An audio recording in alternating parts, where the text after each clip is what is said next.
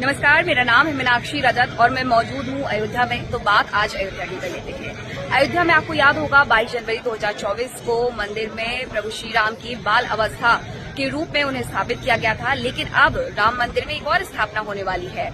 ये दूसरी स्थापना हो रही है राम दरबार की, और इसी के साथ जो परकोटे हैं उनमें जो मंदिर हैं वहां पर भी भगवान की स्थापना होने वाली है, जिसकी पूजा जो है वो शुरू हो चुकी है। तस्वीरें मैं सीधे आपको दिखा देती हूँ। देखिए सरयू घाट पर है। सरयू घाट पर जो है ये पूजा अर्चना की जा रही है। बाकायदा जो मंत्र है, मंत्रोच्चारण किया जा रहा है। मंत्रोच्चारण के साथ ही यहाँ कलश यात्रा भी निकाली जाएगी। तो सबसे पहले जो तस्वीरें हैं आप जरा देख लो कि किस तरीके से जो पूजा अर्चना है वो की जा रही है। और इसमें सबसे अच्छी बात क्या है वो मैं आपको बताती हूँ कि जो मुख्य यजमान थे राम मंदिर की स्थापना के वक्त, राम मंदिर की पूजा के वक्त, वही मुख्य यजमान इस पूजा के भी रहने वाले हैं, यानी कि डॉक्टर अनिल कुमार मिश्र। फिर तस्वीर में आपको नजदीक से दिखाती हूँ। पूजा पाठ हो रही है, उसके जो मंत्रोच्चार है वो ताकि आप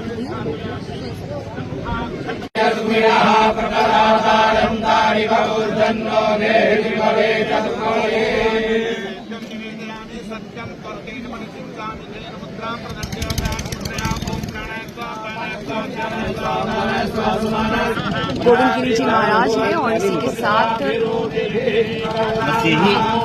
चंपत राय है वो भी इस पूजा में है। राम मंदिर ट्रस्ट के महासचिव हैं और इस पूजा के साथ ही शुरुआत हो जाएगी कलश यात्रा।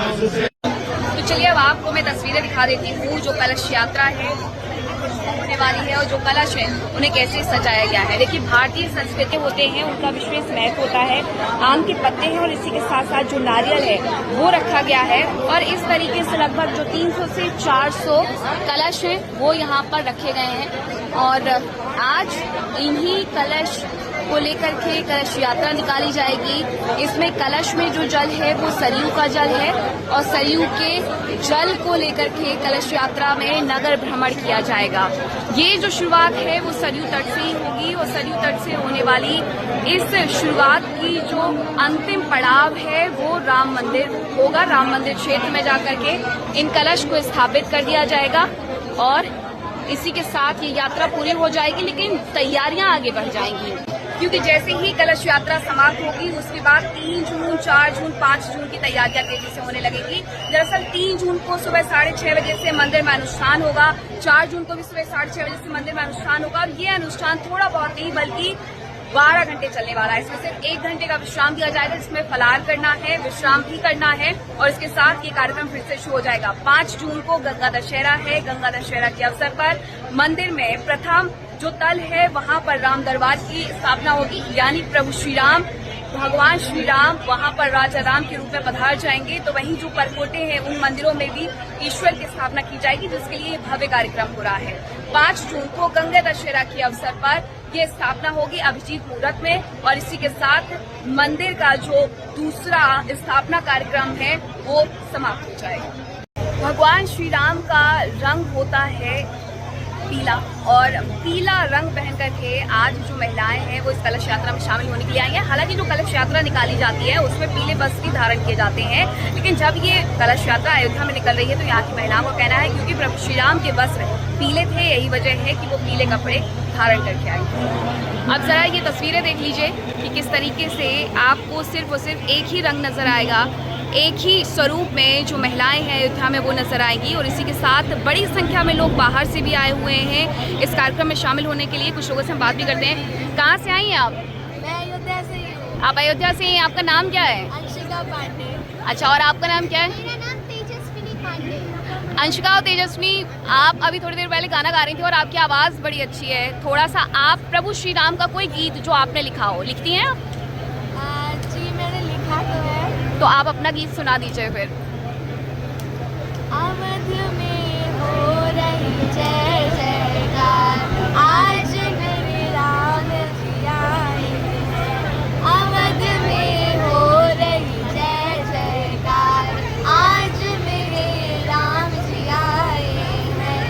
राम जी आए हैं, आज मेरे राम जी आए हैं। ओ राम जी आए हैं, आज मेरे राम जी आए हैं। अवध में हो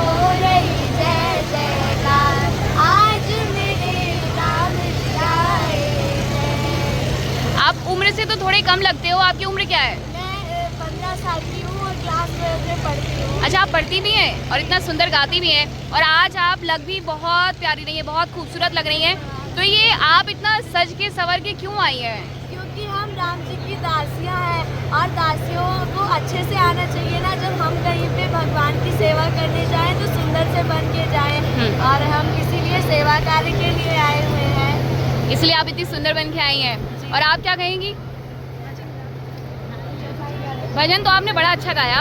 अब आप ये बताइए, आज जब कलश यात्रा निकाली जा रही है तो आपके मन में कौन से विचार हैं जो आ रहे हैं और आप इतनी खुश हो रही हैं? मुझे बहुत अच्छा लग रहा है कि हम सभी लोग कल शरीर माँ जी के किनारे पर बैठे हैं और हम लोग करके आएंगे, कलश यात्रा होगी और श्री राम जी को देख के हम लोग बहुत आनंदित होंगे।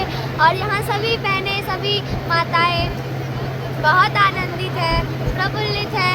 जय श्री राम। श्री रामचरितमानस की हम सभी कुछ चौपाइयाँ कहना चाहते हैं।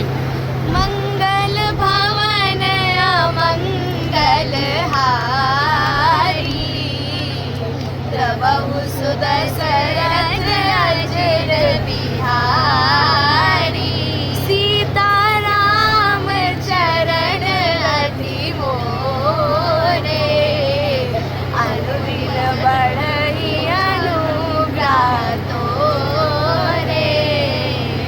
राम सिया राम जय जय राम, राम सिया राम जय जय राम।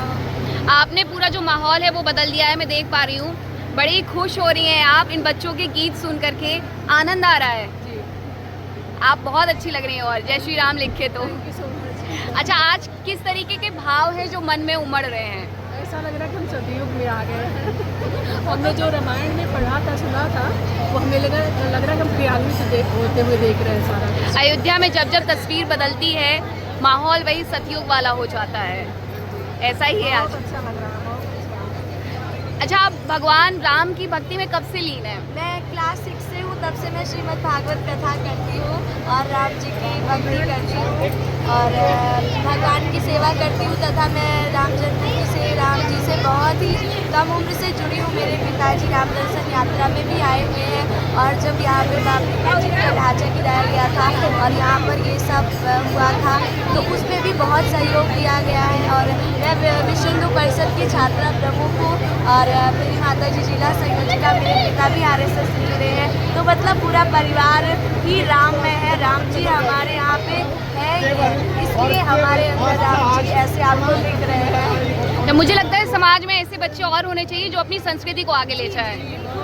हम चाहेंगे कि हर बच्चे, हर घर के बच्चे सनातन से जुड़े और अपने सनातन धर्म को पहचाने, जाने। ये जान लीजिए। और ये बच्चियां हैं हमारी और ये अपने ही विद्यालय में पढ़कर भगवान की कथा, भगवान का सेवा कार्य कर रही है और देश राष्ट्र के लिए समर्पित है इनका जीवन। बहुत खूबसूरत बच्चियां हैं और बहुत खूबसूरत गाती भी हैं। इनकी सोच भी बड़ी खूबसूरत है। देखिए, आज के टीनेजर से एकदम अलग हटके ये जो संस्कृति में है, सनातन संस्कृति में पूरी तरीके से डूबी हुई है और उस संस्कृति को आगे भी बढ़ा रही है।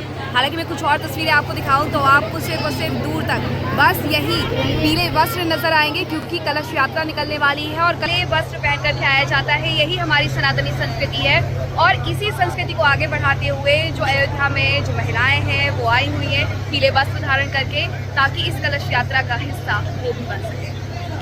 अयोध्या की सड़कों का दृश्य देख लीजिए। ये बेहद खूबसूरत दृश्य है जहां पर कलश यात्रा निकाली जा रही है और इस कलश यात्रा में शामिल ये महिलाएं आप एक ही रंग के वस्त्र में नजर आएंगी, क्योंकि पीला रंग पहना जाता है और ऐसे में पीला रंग पहन करके कलश यात्रा में ये महिलाएं शामिल हुई हैं। क्या कहेंगे आज कलश यात्रा में? कलश यात्रा का यही है, हाँ, कि राम के लिए हम लोग कलश उठाए, हम लोग का जन्म सफल हो गया। आज राम के कलश उठा के हम लोग का जीवन सफल हो गया। आप क्या कहेंगे? बहुत अच्छा लग रहा है। अच्छा, आप कुछ कहना चाहेंगे? जय श्री राम। तो ये जो उत्साह है वो यहाँ पर देखने को मिल रहा है और अयोध्या की सड़कों पर सिर्फ और सिर्फ श्री राम का गुंजायमान हो रहा है। अयोध्या बार बार ये एहसास दिलाती है कि आप कलयुग से निकल करके दूसरे युग में, यानी कि आप सतयुग में पहुंच चुके हैं, जहां इसी तरीके से हमारा जो संस्कृति भक्ति का झंडा है वो बुलंद नजर आता है, हमारी सनातन संस्कृति बुलंद नजर आती है। जरा तस्वीरें देखिए,